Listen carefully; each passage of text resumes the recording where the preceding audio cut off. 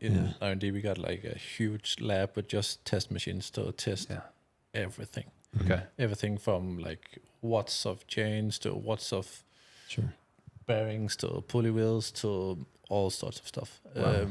Like you mentioned the SLT Sure. before I went here, I set a test in motion for a headset bearing. We tested like 5 million cycles. So is that going right now? Yeah. Wow. Yeah. And how long will that be going for, do you think? 5 million cycles, then we have to take it apart and analyze it and see how it's doing. And well, yeah, you do that twice and then you send the third one to the customer, you said. Yeah. Wow. Yeah, all of the test machines we are testing like real world conditions. So if we're gonna test a chain loop or a chain wax or whatever we're chaining, we add water, we add grease, we add change of gears just to be sure that we have the perfect test. Butter? We have tested with butter. Oil. Remember there was an original efficiency test which had like olive oil, all that stuff. Well, as a matter of fact, I'll go back to my GCN days, and I was filming a GCN Plus documentary, and Hank was on a long distance cycle across the UK, and he ran out of chain oil.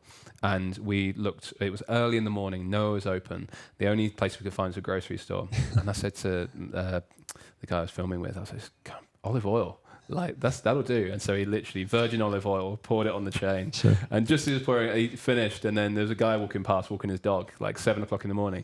Virgin olive oil. Guy's like, it did the job. Yeah, sure. I mean, I don't know how well it does the job, but it did the job.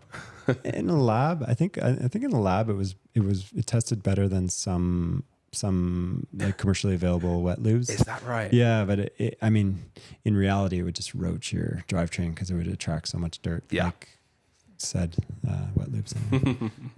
Is there a taboo in racing around the subject of upgraded bearings, and how keen are riders and teams to actually admit to using ceramic speed? A lot of folks view it as like an edge that they don't want to broadcast. Maybe because there's only so much they can do to the bike. I know, like, if you've been around for a while, you know that you guys are using different dampers. Maybe they're using different compounds of tires, and you've got racers. Yeah, the bearing is something that's really nice that they can sort of hide in there.